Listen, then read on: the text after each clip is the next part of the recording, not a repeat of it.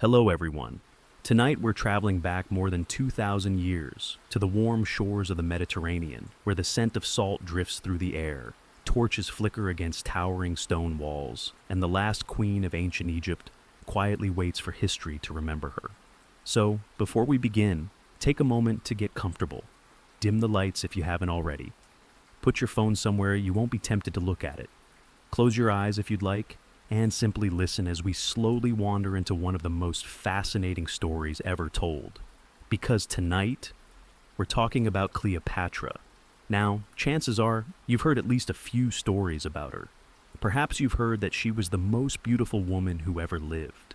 Maybe you've heard she bathed every morning in donkey's milk to keep her skin impossibly smooth. Perhaps you've imagined her casting irresistible spells over Julius Caesar and Mark Antony, effortlessly making the most powerful men on earth fall hopelessly in love. Or maybe you've heard the dramatic tale that she ended her own life by allowing a deadly cobra to bite her.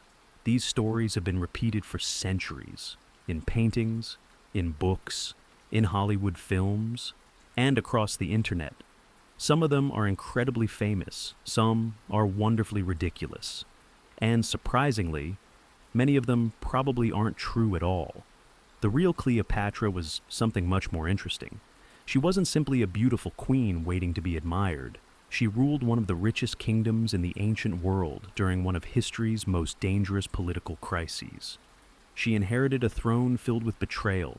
She navigated civil wars. She negotiated with Roman generals whose armies had conquered nearly every corner of the Mediterranean. She spoke several languages, understood diplomacy better than many kings twice her age, and fought tirelessly to preserve Egypt's independence as Rome grew stronger with every passing year.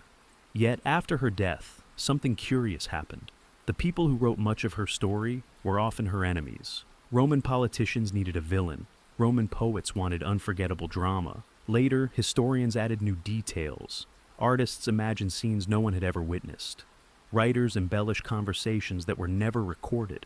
And over the next 2,000 years, the line between history and legend slowly became harder and harder to see.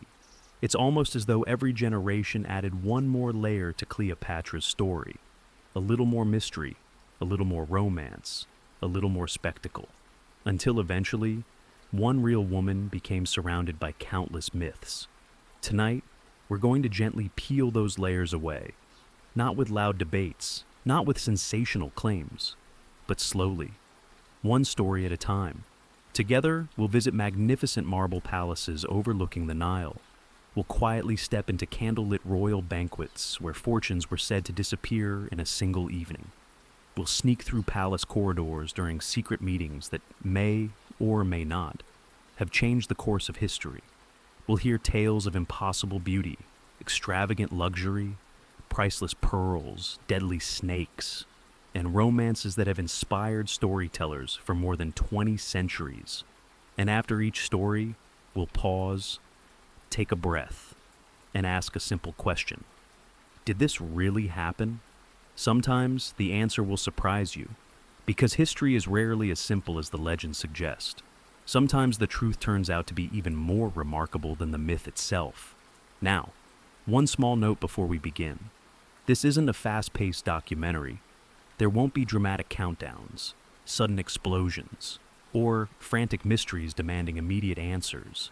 Instead, imagine that you're sitting beside a quiet campfire beneath a sky filled with stars, while someone calmly tells an old story that has been passed from generation to generation. There's no rush. There's nowhere else you need to be.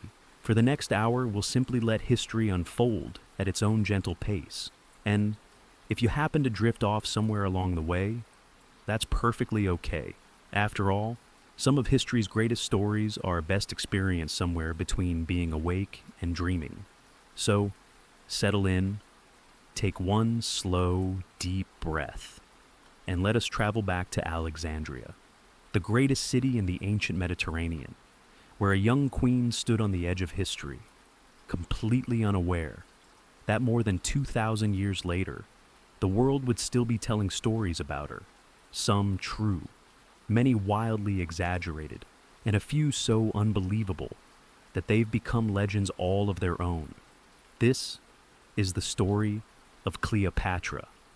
If you had asked a Roman citizen nearly 2,000 years ago who Cleopatra was, there is a good chance they wouldn't have begun by calling her a queen.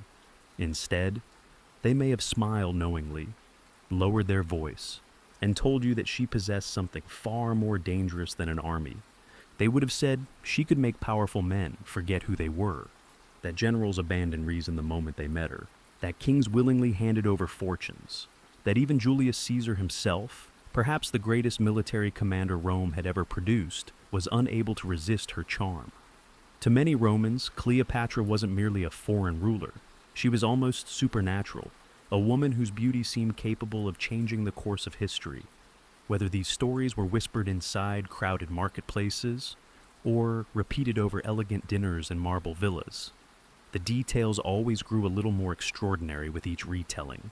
Some claimed no man could refuse her. Others insisted she understood mysterious Egyptian magic. A few even believed the ancient gods themselves had blessed her with irresistible beauty. And like so many legends, the story only became larger after she died. Centuries passed. Empires rose and disappeared. Yet, Cleopatra remained frozen in the imagination of the world.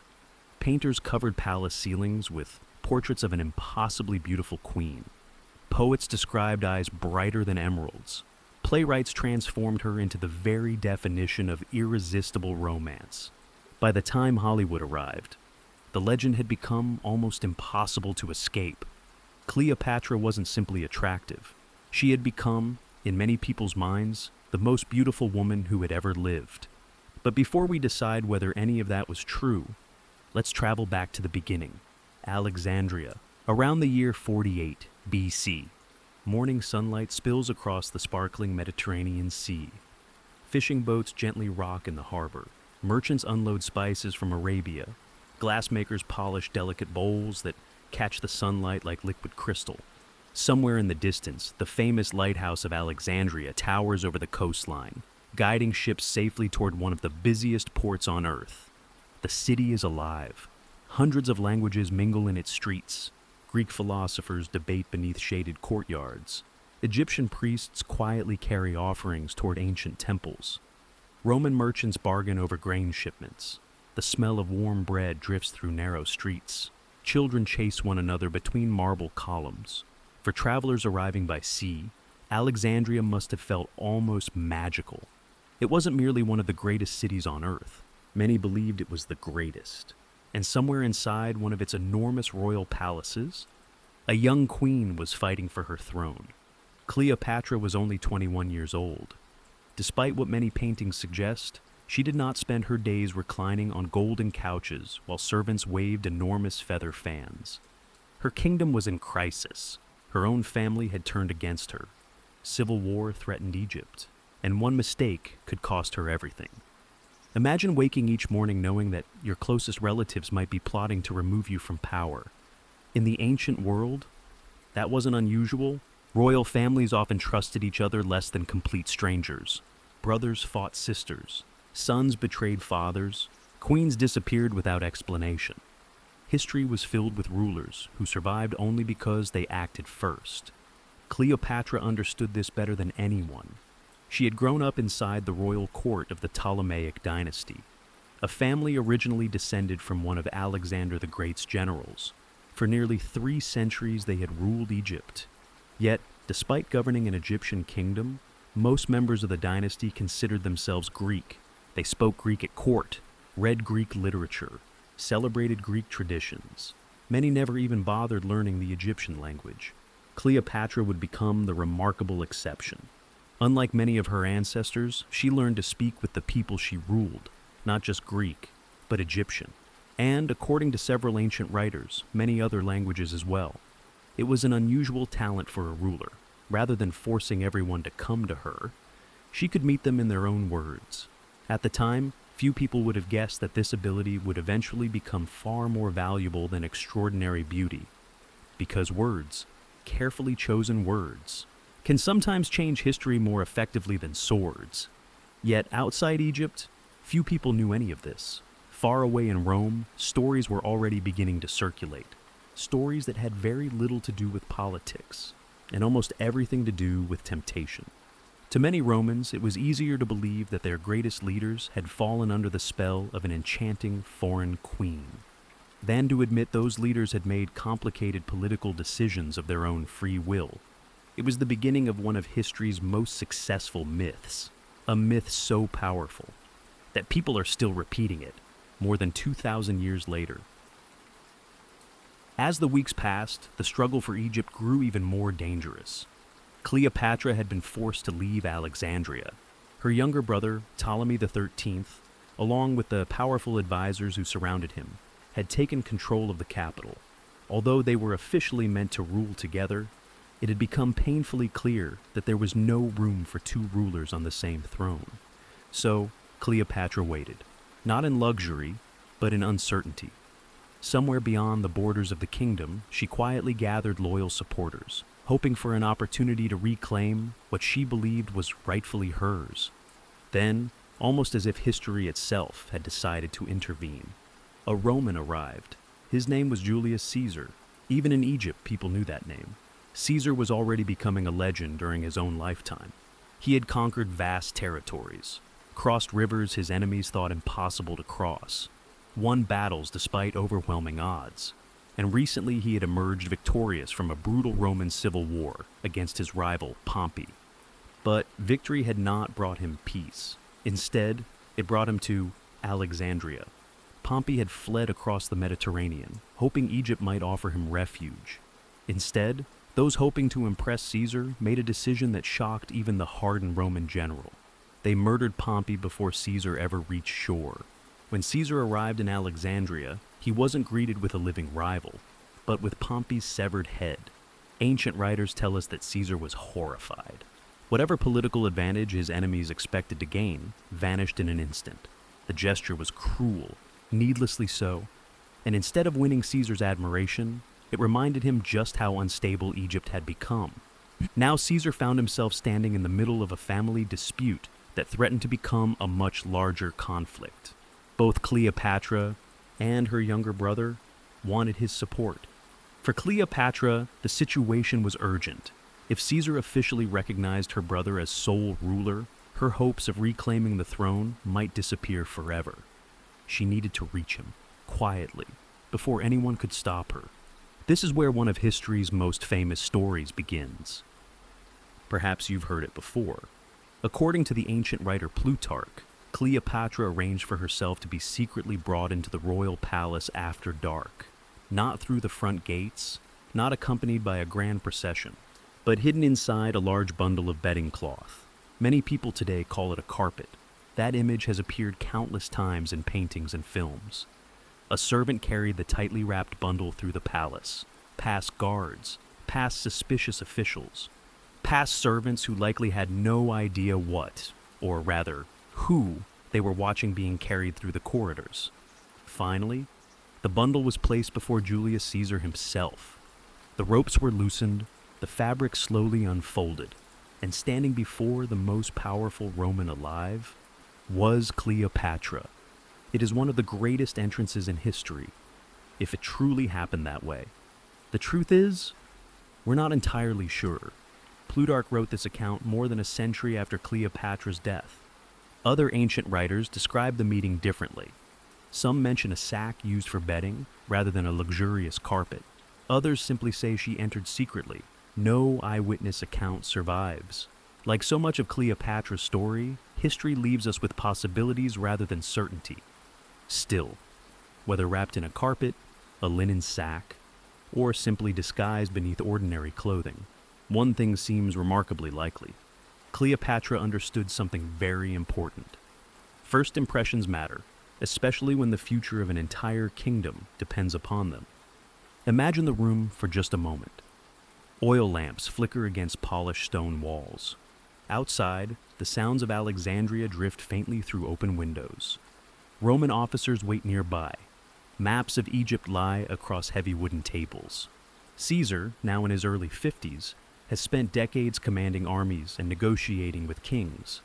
Very little surprises him anymore. Then, a young queen, barely 21 years old, appears before him in one of the most unexpected ways imaginable. What did they talk about? We don't know. No transcript exists. No servant quietly wrote down every word. History offers only silence. But perhaps that's what makes the moment so fascinating. For generations, artists imagined the conversation. Novelists invented dramatic speeches. Films filled the room with romance almost immediately. Yet, real diplomacy rarely works that way. Successful leaders usually spend far more time listening than speaking. Cleopatra almost certainly knew this. She had been raised inside one of the most educated royal courts in the ancient world. The famous Library of Alexandria attracted scholars from across the Mediterranean. Mathematics, astronomy, medicine, philosophy, languages. Knowledge flowed through the city like the Nile itself.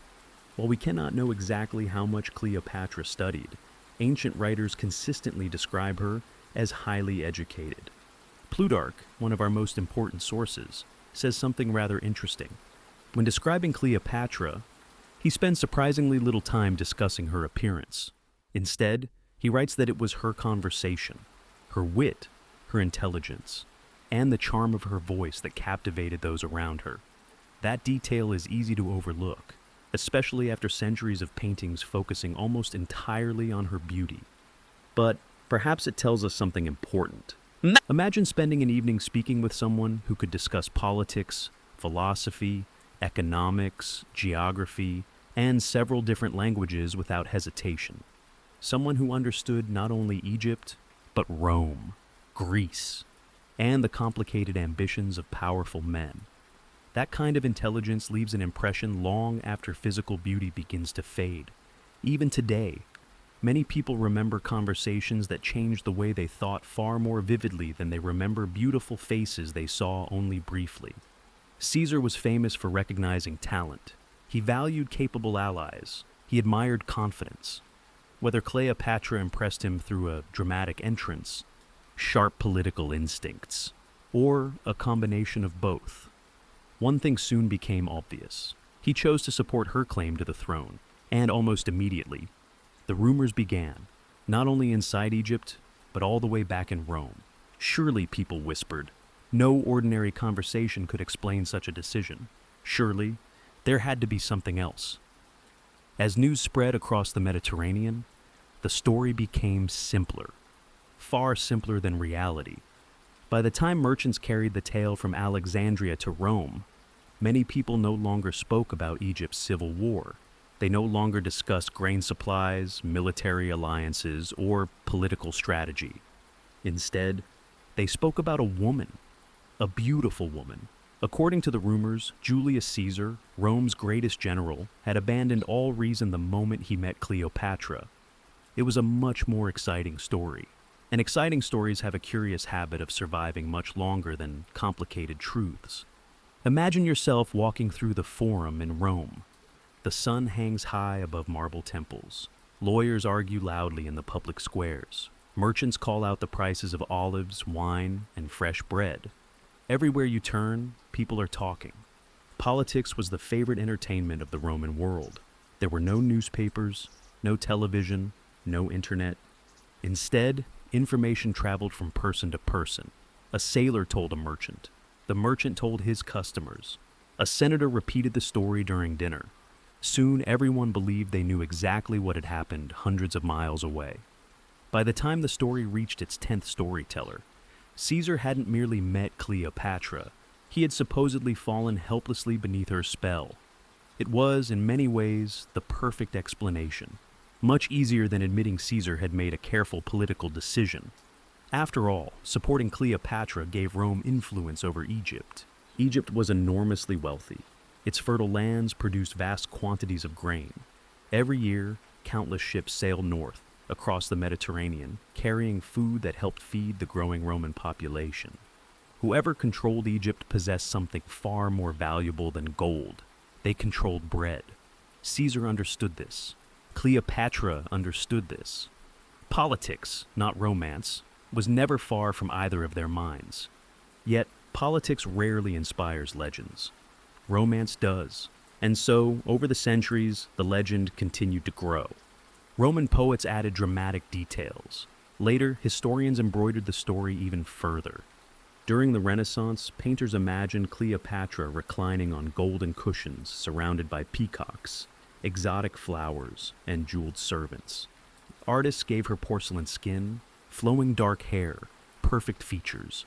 She became less of a historical ruler and more of a symbol, beauty itself. Then came the theater. William Shakespeare's famous play, Antony and Cleopatra, introduced millions of readers to a queen who seemed larger than life. By the 20th century, cinema embraced the myth completely. Perhaps no image became more famous than Elizabeth Taylor's portrayal of Cleopatra in the spectacular 1963 film. For many people alive today, that glamorous image became Cleopatra, even though it reflected Hollywood far more than ancient Egypt. Interestingly, we don't actually know what Cleopatra looked like. No detailed portrait painted from life has survived. Instead, historians rely on coins, sculptures, and a handful of ancient descriptions. The coins minted during her reign show a woman with a prominent nose, a strong chin, thin lips, features that project authority rather than delicate perfection. To modern eyes, she may not resemble the impossibly flawless queen so often portrayed in popular culture, but perhaps that's the wrong question entirely. Perhaps asking whether Cleopatra was beautiful misses the point. Beauty changes. Every century has its own idea of what is attractive. The fashions of one age often seem unusual to the next, yet certain qualities remain timeless. Confidence, intelligence, curiosity, kindness, humor, the ability to make another person feel heard. Those qualities rarely appear in paintings. They cannot easily be carved into marble, yet they often leave the deepest impression. This brings us back to Plutarch. Remember what he actually wrote. Not that Cleopatra possessed unmatched beauty, but that her presence was unforgettable. He tells us her conversation was irresistible, that her voice was pleasant, that spending time with her left people wanting more. Those are remarkably human qualities. Not magic, not sorcery, not supernatural beauty. Simply the rare gift of making people feel engaged, understood, and fascinated. Perhaps that explains why so many influential people enjoyed her company. Not because they lost control of themselves, but because they had met someone genuinely extraordinary. And maybe that's less romantic, but far more impressive. There is another reason the myth endured for so long.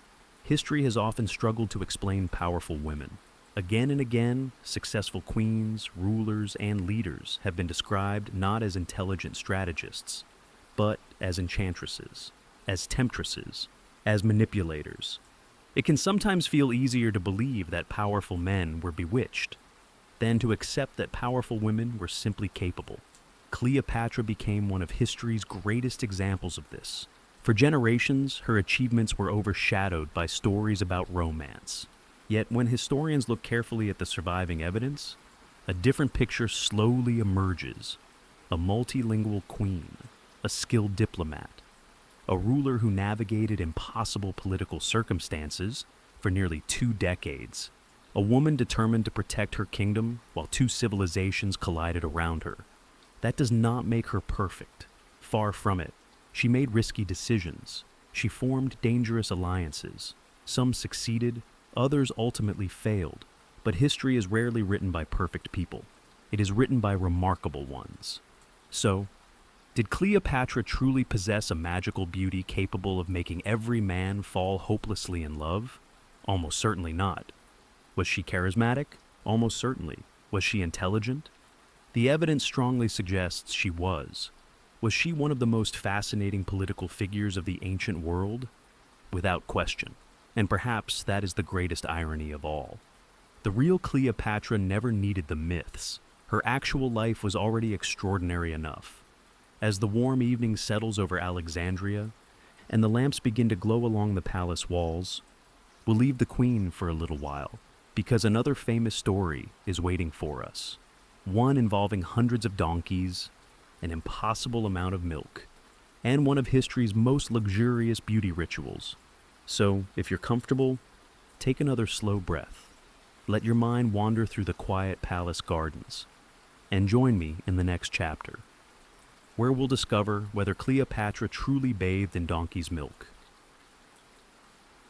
As the first light of morning slowly crept across the rooftops of Alexandria, the royal palace began to awaken.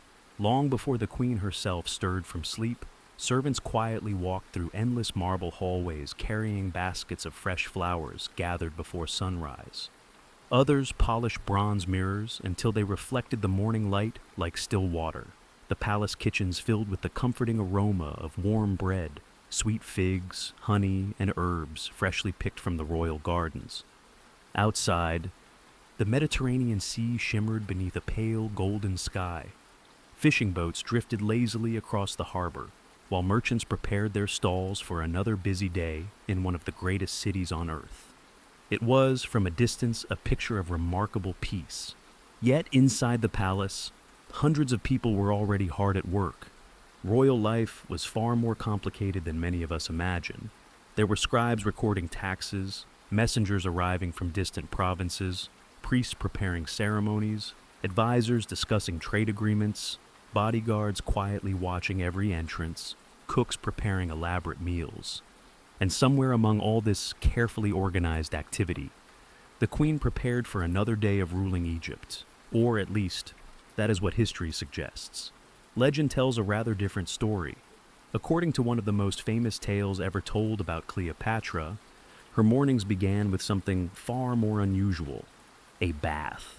Not an ordinary bath, not warm water scented with flowers, but a bath filled entirely with donkey's milk.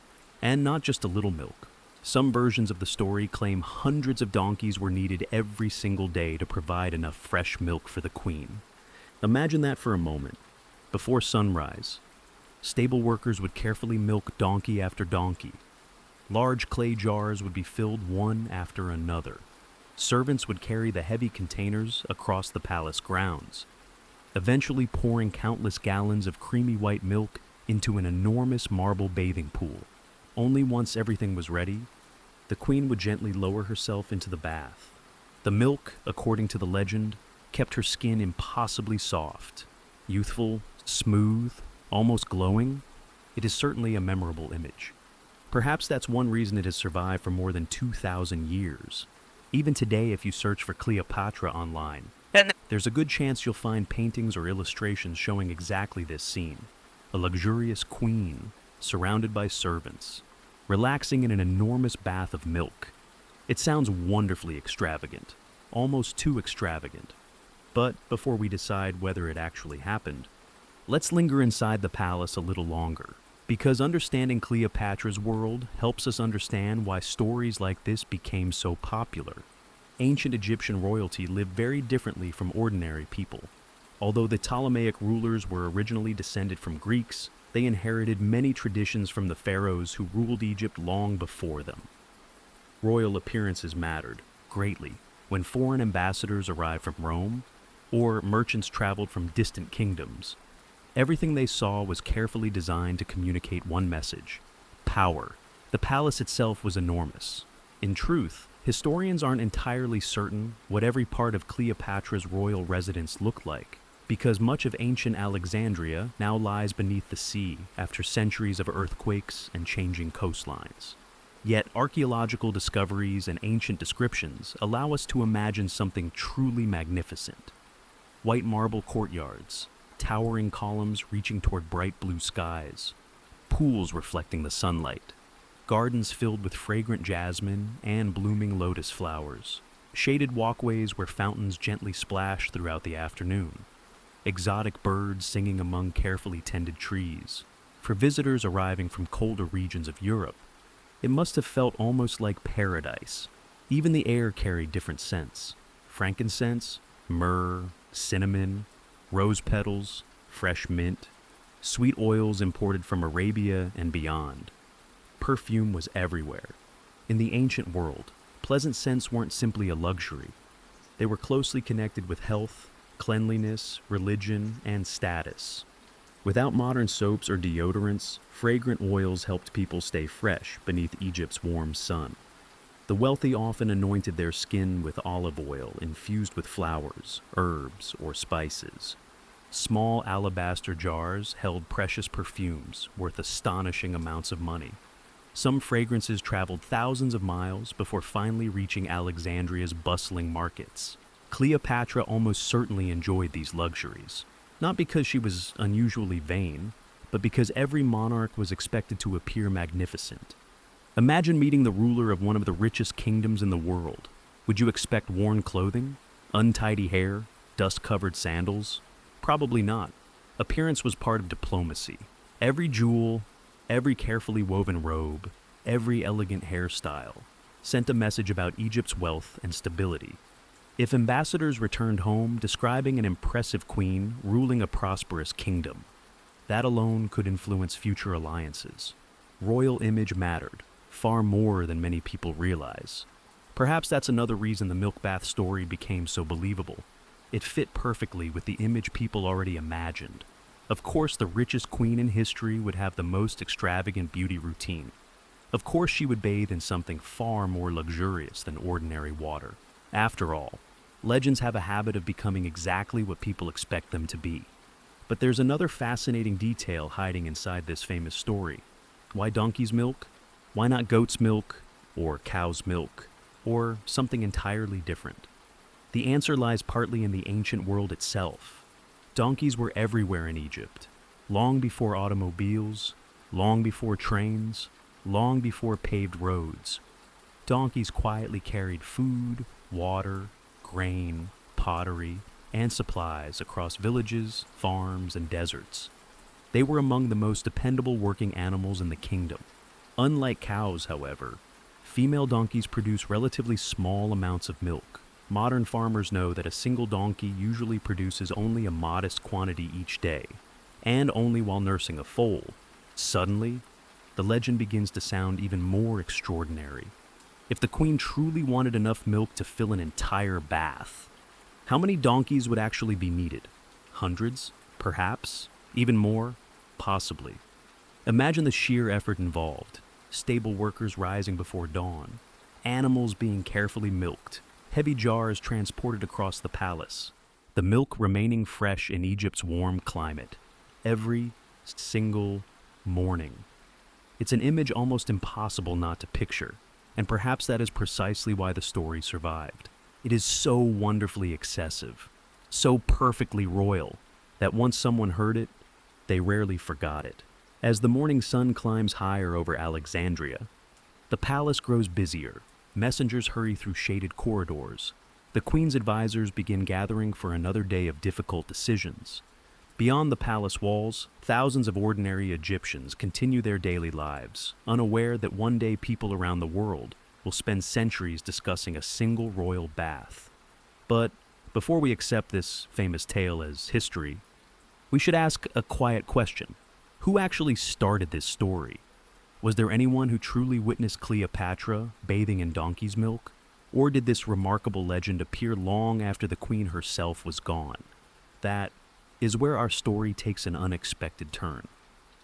To answer that question, we must leave the marble halls of Alexandria for a little while.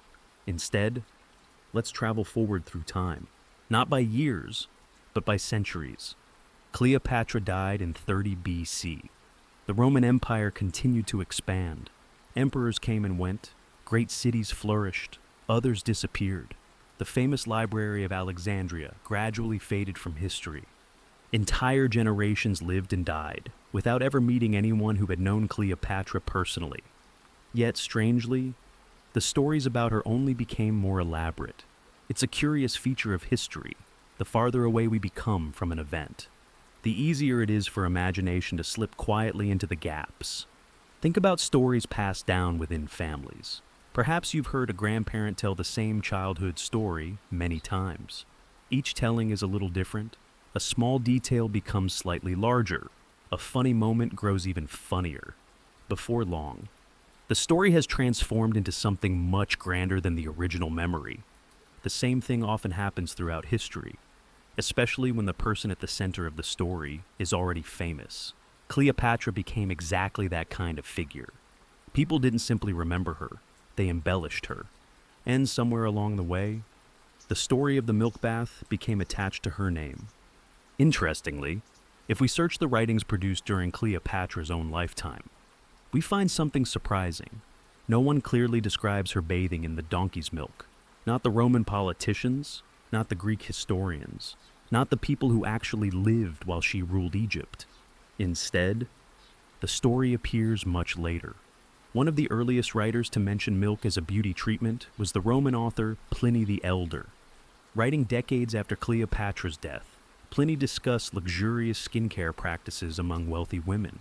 He even claimed that another famous ruler, Poppaea Sabina, the wife of the Roman Emperor Nero, regularly traveled with hundreds of female donkeys so she could bathe in their milk wherever she went. That detail alone is extraordinary. Whether it was completely true is another matter entirely. Roman authors were known for recording unusual stories that entertained their readers.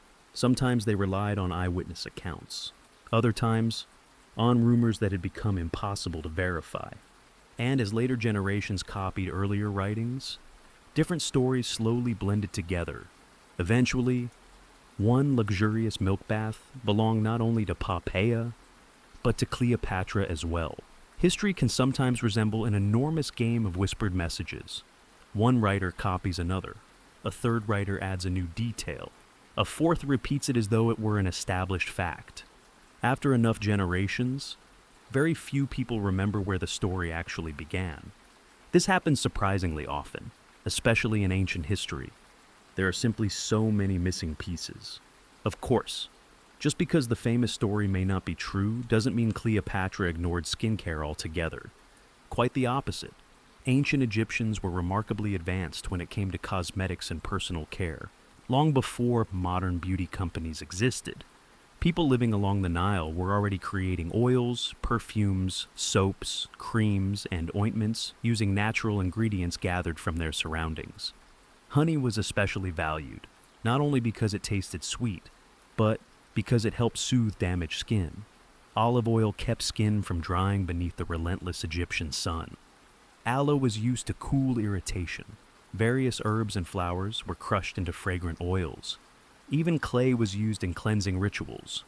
To modern ears, some of these treatments sound surprisingly familiar, others seem rather unusual, but together they reveal something important.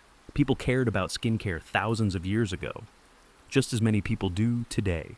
Royal households simply had access to the finest ingredients available. Imagine walking through one of Cleopatra's private dressing rooms, shelves lined with delicate alabaster jars, small bowls carved from polished stone, bundles of dried herbs hanging from wooden beams, perfume bottles imported from distant kingdoms, soft linen cloths folded neatly beside bronze mirrors.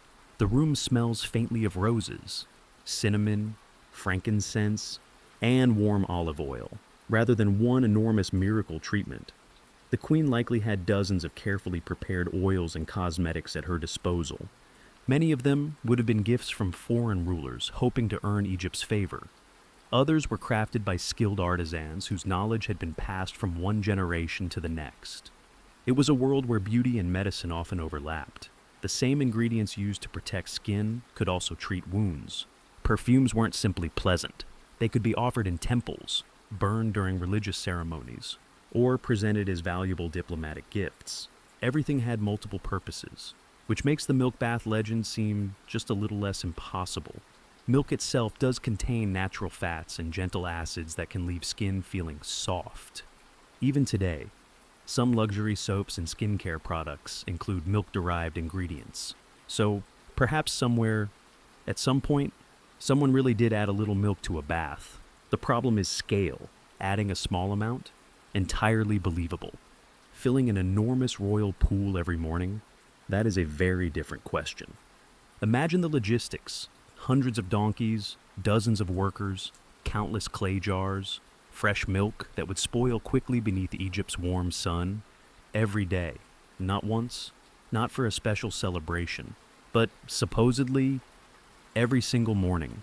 The palace would have needed to function almost like a dairy farm, and all before breakfast. The image is certainly amusing. One can almost hear the endless braying of impatient donkeys somewhere beyond the palace walls. While exhausted stable workers wondered whether the queen might, just for today, settle for an ordinary bath. Of course, history rarely works that neatly. When historians examine extraordinary claims, They usually ask a very simple question. What evidence supports this? In the case of Cleopatra's famous milk baths, the answer becomes surprisingly quiet. There are no royal records describing daily deliveries of milk, no surviving Egyptian documents detailing such a routine, no contemporary eyewitness who confidently says, "I saw it happen." Instead, we find silence, and sometimes, silence tells its own story. Still, the legend refused to disappear. In fact, it only became richer with time. Paintings grew more elaborate, films made the baths grander, books increased the number of donkeys. Soon, the image of Cleopatra surrounded by clouds of creamy white milk became one of the most recognizable scenes in all of ancient history, whether it happened or not. As afternoon sunlight pours into the palace gardens, the fountains continue their gentle rhythm. Palm leaves sway softly in the warm breeze. Somewhere nearby, the queen prepares for another meeting with diplomats, generals, and advisors. There is no way of knowing whether she spent the morning in an ordinary bath, a scented bath, or perhaps no bath at all. But before we leave this curious mystery behind, there is one final question worth asking. If the evidence is so uncertain, why did generations of people become so eager to believe it?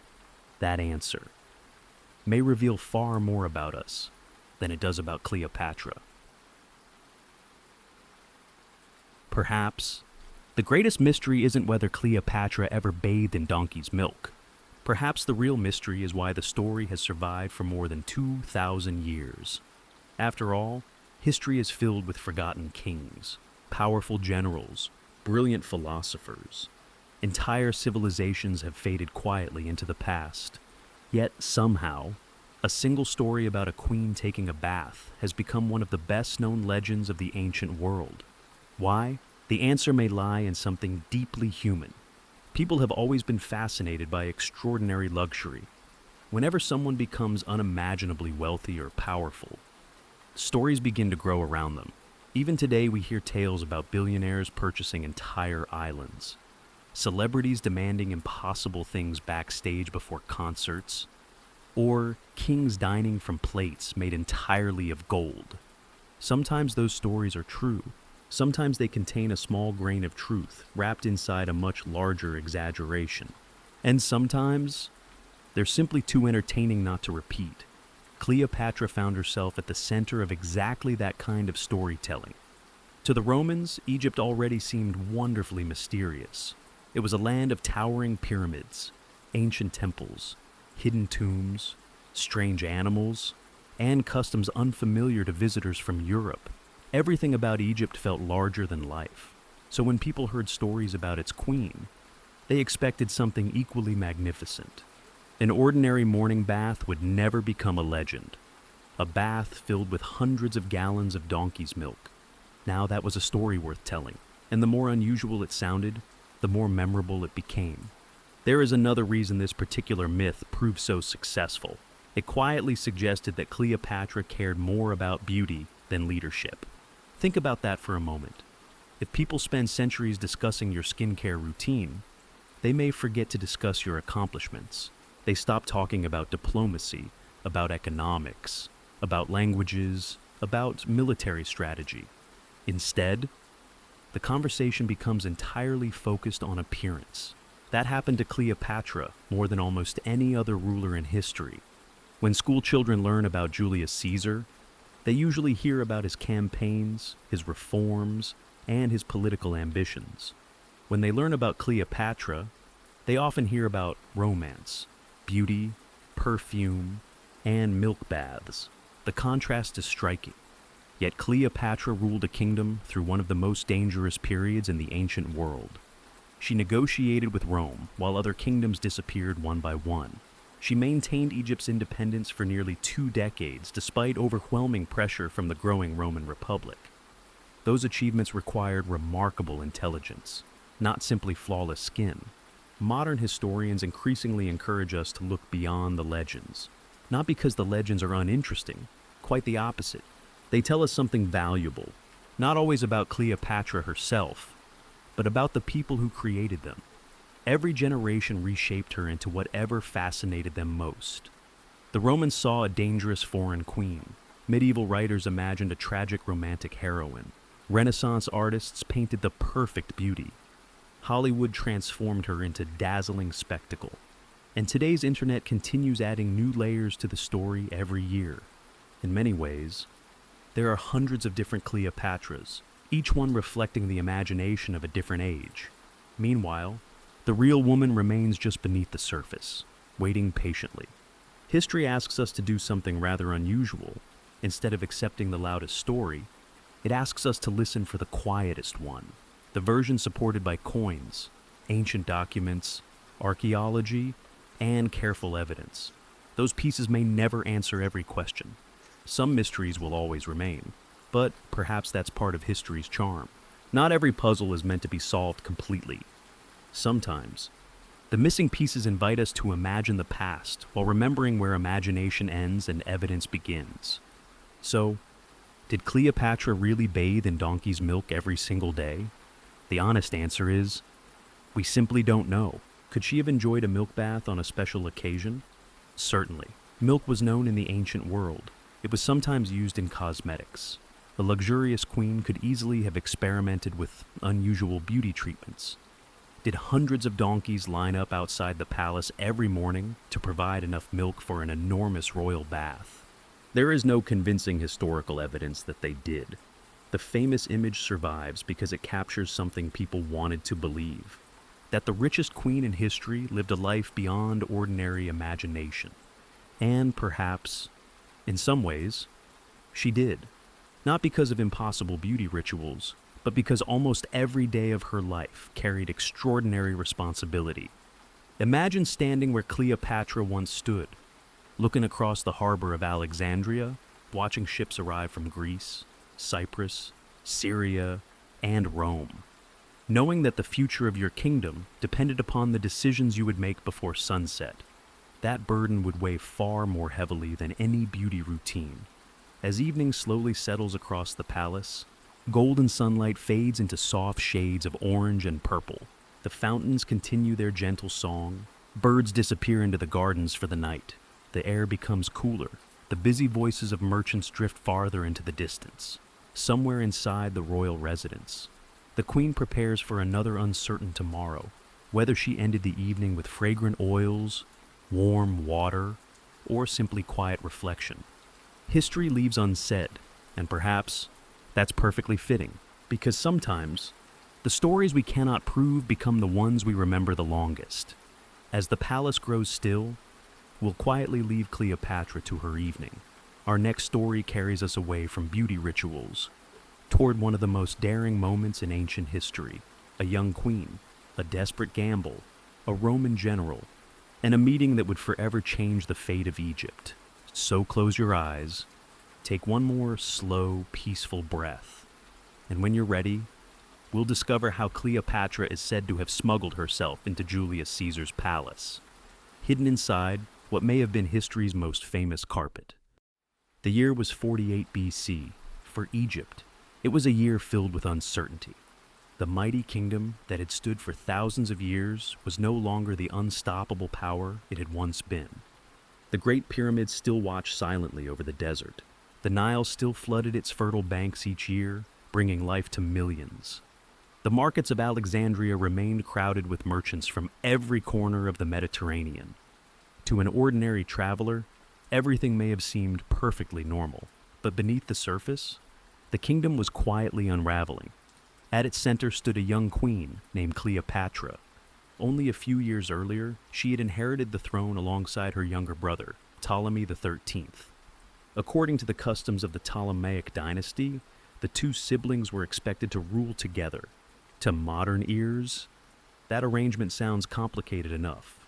But there was another detail that seems even stranger today. As was common within the royal family, they were also expected to marry one another. For centuries, the Ptolemies believed this tradition helped preserve the royal bloodline. It had become part of life inside the palace. To the rest of the ancient world, however, the family was famous for its rivalries. Power rarely remained shared for very long.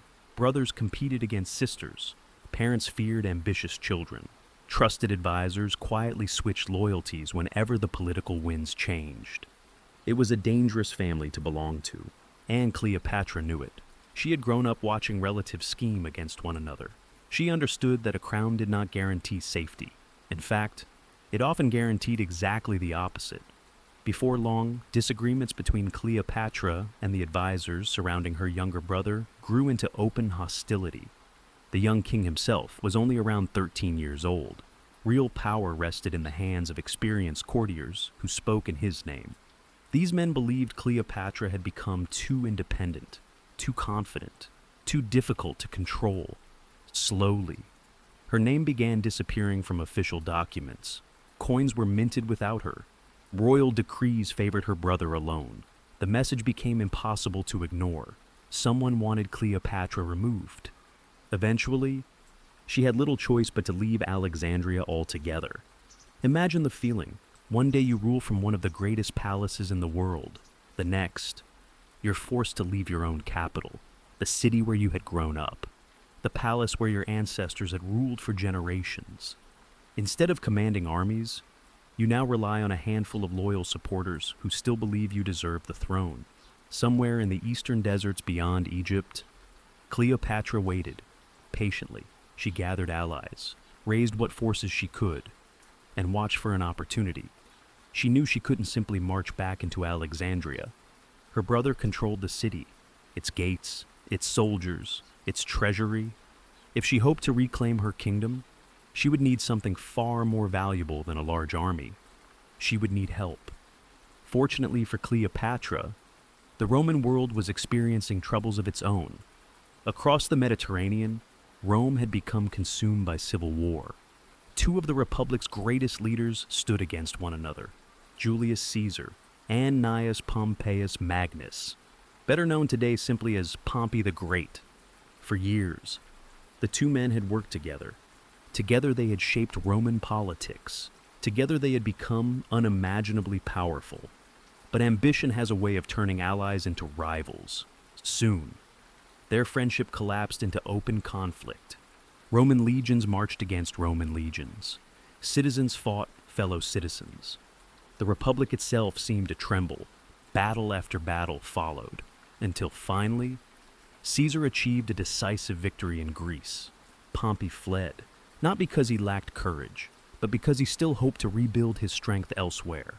There was one kingdom he believed might welcome him. Egypt, after all. Pompey had once helped restore Cleopatra's father to the Egyptian throne years earlier. Surely, old friendships would still matter. Surely, Egypt would offer him protection. Instead, events took a much darker turn.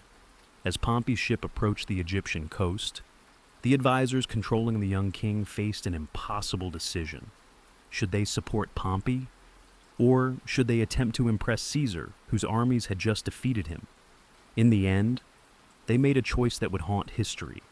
Rather than offering Pompey safety, they invited him ashore. Only a small boat approached his larger vessel. The invitation appeared friendly enough. Pompey stepped aboard with only a few companions. His wife watched anxiously from the deck of the ship behind him. As the small boat drifted toward land, the atmosphere became strangely quiet. Ancient historians tell us that Pompey began to sense something was wrong. The welcoming smiles seemed forced. Conversation faded. The shoreline slowly drew closer. Then, without warning, one of the men drew a sword. Another grabbed Pompey from behind. The once great Roman general fought desperately, but there was little room to defend himself inside the cramped boat. Within moments, it was over. Pompey, one of the most famous commanders Rome had ever known, lay dead before reaching the shore. His body was left behind. His head was severed. It was a brutal attempt to earn Caesar's gratitude. The Egyptian advisors believed they had solved their problem. Surely Caesar would be pleased. Surely he would reward those who had eliminated his greatest rival. But history has a habit of surprising those who believe they have everything under control. A few days later, Julius Caesar himself sailed into Alexandria. The city welcomed him with all the ceremony expected for Rome's most celebrated general. The harbor bustled with activity. Soldiers stood ready. Officials hurried through the palace. Everyone waited to see how Caesar would respond. The advisors confidently presented their gruesome gift, Pompey's severed head. Surely, they thought, this would prove Egypt's loyalty. Instead, the room fell silent. Ancient writers tell us that Caesar looked upon the remains of the man who had once been his ally, his son-in-law, and later his greatest enemy. Rather than celebrating, he turned away. Some accounts even claim tears filled his eyes. Whether those tears truly fell, no one can say with certainty. But nearly every ancient source agrees on one important point. Caesar was deeply disturbed. Rome had always admired victory, but murdering a defeated guest who had come seeking protection was something entirely different. Instead of impressing Caesar, the Egyptian court had revealed its own ruthlessness. In that single moment, the balance of power shifted. Caesar suddenly found himself standing in the middle of Egypt's royal family dispute. One young king claimed the throne. A queen waited in exile. Both desperately wanted Rome's support. And Caesar, whether he liked it or not, would soon have to decide the future of Egypt. Far away from Alexandria, Cleopatra received the news. Caesar had arrived. The most powerful man in the Mediterranean was now living inside her own palace. If she could reach him, everything might change. If she failed, she might never see her kingdom again. The opportunity she had been waiting for had finally appeared. Now, she only needed to accomplish something that seemed almost impossible. She had to enter a heavily guarded royal palace without anyone stopping her. And that is where one of history's most famous stories begins. Night slowly settled over Alexandria. The noise of the busy marketplaces began to fade. Fishing boats rocked gently in the harbor beneath a blanket of stars. Oil lamps flickered to life along the city's streets, casting long shadows across polished stone roads that had been warm beneath the afternoon sun only hours before. Inside the royal palace, Roman soldiers stood watch. Their armor reflected the soft glow of burning torches. Servants quietly moved through endless corridors carrying wine, food, and messages between rooms. Somewhere within those enormous halls, Julius Caesar was making plans. Maps of Egypt lay spread across wooden tables. Reports arrived from Roman officers. Messengers came and went throughout the evening. Outside, few people dared approach the palace. Too many guards, too much uncertainty, too much danger. But somewhere beyond the city walls, Cleopatra was preparing for the most important gamble of her life. Imagine the decision she faced. She could remain safely outside Alexandria, continue gathering supporters, wait months, perhaps even years, for another opportunity, or she could risk everything in a single night. If she were recognized before reaching Caesar, she could be arrested, perhaps imprisoned, perhaps killed. Her claim to the throne would disappear before sunrise. Yet waiting carried dangers of its own. Every day that passed strengthened her brother's position. Every day allowed his advisors to influence Caesar before she had spoken a single word. She understood something many successful leaders throughout history have understood. Sometimes, the greatest risk is doing nothing at all. According to the ancient Greek writer Plutarch, Cleopatra chose action. She entrusted her plan to one of her most loyal servants. His name was Apollodorus. Little is known about him today. History remembers him almost entirely because of one extraordinary night.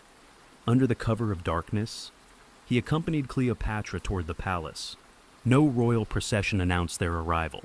There were no trumpets, no banners, no guards marching ahead. Silence was their greatest ally. The famous story tells us that Cleopatra concealed herself inside a large bundle of bedding cloth. Over the centuries, people began calling it a carpet. It is a wonderfully dramatic image, a magnificent Persian rug, carefully rolled shut, carried through palace gates by an unsuspecting servant. Artists loved painting the moment. Hollywood embraced it enthusiastically. The scene became one of the most recognizable images in all of ancient history. But there is one small problem. Plutarch never actually says it was a carpet. His description suggests something more like a sack used for blankets or bedding. Another ancient writer, Cassius Dio, simply tells us that Cleopatra entered secretly, without describing exactly how. In truth, no one alive today knows precisely what she hid inside. A richly woven carpet certainly makes for better storytelling. A plain linen sack, perhaps a little less so. Yet, oddly enough, the simpler version may actually be more believable. A heavy carpet would have been awkward to carry. A soft bundle of bedding could pass more naturally through a busy palace filled with servants transporting supplies. History, as always, leaves room for imagination. Still, whether it was a carpet, a blanket, or something else entirely, the central idea remains remarkably consistent. Cleopatra entered the palace in secret. Imagine Apollodorus approaching the gates. Roman guards glance toward him. Perhaps they inspect the bundle. Perhaps they barely notice. After all, servants entered and left royal residences constantly. Food, laundry, furniture, gifts, documents. The palace was a living city in its own right. One more servant carrying one more bundle may not have seemed unusual at all. Step by careful step. The pair moved deeper inside, past quiet courtyards, past fountains whose gentle splashing echoed through the night, past marble columns disappearing into darkness above. Somewhere nearby, Roman officers discussed military matters. Elsewhere, Egyptian servants whispered among themselves. The palace breathed with quiet activity. No one could know that, hidden inside one ordinary-looking bundle, was the woman whose future, and perhaps Egypt's future, hung upon the next few minutes. Eventually, Apollodorus reached Caesar's private quarters. The bundle was laid gently upon the floor. For a brief moment, everything was still. One can almost imagine the silence. The ropes were loosened, the cloth slowly unfolded, and before Julius Caesar stood Cleopatra. No crown, no throne, no grand ceremony, simply a young queen who had risked everything for the chance to be heard. It is difficult not to admire the courage such a moment would have required. Whatever else Cleopatra may have been, she was undeniably bold. She understood that extraordinary circumstances sometimes demanded extraordinary solutions. Now, what happened next? That is one of history's great mysteries. Many films immediately transform the scene into romance. Lingering glances, dramatic music, love at first sight. It makes for wonderful cinema. History, however, is usually much quieter. There is no record of their exact conversation. No servant stood nearby writing down every word. No official transcript survives. Instead, we are left with educated guesses. Cleopatra almost certainly explained her situation. She would have described how she and her brother had been named joint rulers by their father. She likely argued that corrupt advisors had manipulated the young king and forced her into exile. She may have reminded Caesar that a stable Egypt benefited Rome as much as it benefited Egyptians. This was not merely a family disagreement, it was a political crisis with enormous consequences. Egypt supplied vast quantities of grain to the Mediterranean world. Its wealth was legendary, its location strategically priceless. Whatever happened in Alexandria mattered far beyond Egypt's borders. Caesar understood this immediately. He had not crossed the sea simply to become involved in another civil war. Yet now, that seemed unavoidable. What often gets overlooked is just how experienced Caesar himself was. By the time he met Cleopatra, he was around 52 years old. He had spent decades negotiating with kings, commanding armies, and navigating Roman politics. It is difficult to imagine him making life-changing decisions based on appearance alone. He had met rulers from every corner of Europe and the Near East. He had encountered brilliant diplomats, convincing speakers, skilled manipulators, and dangerous enemies. If Cleopatra hoped to impress him, beauty alone would almost certainly not be enough. She needed intelligence, confidence, and a convincing political argument. Fortunately for her, ancient writers consistently suggest she possessed all three. Plutarch, writing more than a century later, famously observed that Cleopatra's greatest strength was not her physical appearance, but her conversation. Her voice, her wit, her remarkable ability to adapt herself to the person she was speaking with. Perhaps that evening, those qualities mattered far more than the dramatic entrance itself. After all, A spectacular introduction might earn someone's attention, but only wisdom can keep it. By the time dawn approached, Caesar had made an extraordinary decision. Rather than dismissing Cleopatra, he agreed to hear her claim. For the first time since fleeing Alexandria, the young queen had hope. She had entered the palace with nothing but courage and determination. She left with the attention of the most powerful man in the Mediterranean. Yet, outside the palace walls, rumors had already begun to spread. Servants whispered, soldiers exchanged curious glances. Merchants wondered why the exiled queen had suddenly appeared. No one knew exactly what had happened inside Caesar's chambers. And whenever people lack answers, they often create stories of their own. Before long, those stories would travel all the way to Rome. And with every retelling, the secret meeting would become less about politics and more about irresistible romance. Whether that version deserved to be believed is a mystery we'll unravel next. The atmosphere inside Alexandria had changed. Word travels in curious ways. A palace servant notices an unfamiliar face. A guard mentions an unusual visitor. A cook overhears a conversation while delivering breakfast. Before long, an entire city seems to know that something important has happened. Exactly how Cleopatra had entered the palace remained a mystery, but one thing was becoming increasingly clear. Julius Caesar was listening to her. For Cleopatra, that alone was an extraordinary victory. Only days earlier, she had been living in exile, uncertain whether she would ever see her capital again. Now, she was once again inside the royal palace, not because she had arrived with an army, not because she had conquered the city, but because she had convinced Rome's most powerful general that her story deserved to be heard. Of course, not everyone welcomed this change. The advisors surrounding her younger brother quickly realized what was happening. Caesar was no longer acting as a neutral visitor. He was becoming deeply involved in Egypt's future, and that was something they could not allow. Tension filled the palace. Meetings became longer. Voices grew louder. Messengers hurried through the corridors carrying urgent instructions. Outside, Roman soldiers strengthened their positions. Inside, every conversation seemed to carry enormous consequences. Ancient writers tell us that Caesar eventually demanded both Cleopatra and her brother appear before him to settle their dispute peacefully. It sounded like a sensible solution. Unfortunately, history is rarely so cooperative. Neither side was willing to surrender power. Before long, arguments became open conflict. What followed is now known as the Alexandrian War. Fighting broke out within one of the greatest cities of the ancient world. Roman soldiers defended parts of the royal quarter, while Egyptian forces attempted to drive them out. The peaceful harbor became a battlefield. Ships burned, smoke drifted across the skyline. The sounds of merchants and philosophers were replaced by the clash of swords and shouted commands. One famous story even claims that fires started during the fighting spread to part of the great library of Alexandria. Exactly how much of the library, if any, was damaged remains one of history's great debates. Ancient sources disagree. Some mention destruction, others remain completely silent. Once again, history refuses to give us an easy answer. Yet, despite the chaos surrounding them, one legend began spreading faster than all the others. People became fascinated not by the battles, but by Cleopatra herself. In Rome, the story grew with every retelling. The daring young queen who had secretly entered Caesar's palace soon transformed into something almost mythical. According to gossip, she had bewitched him. She had enchanted him.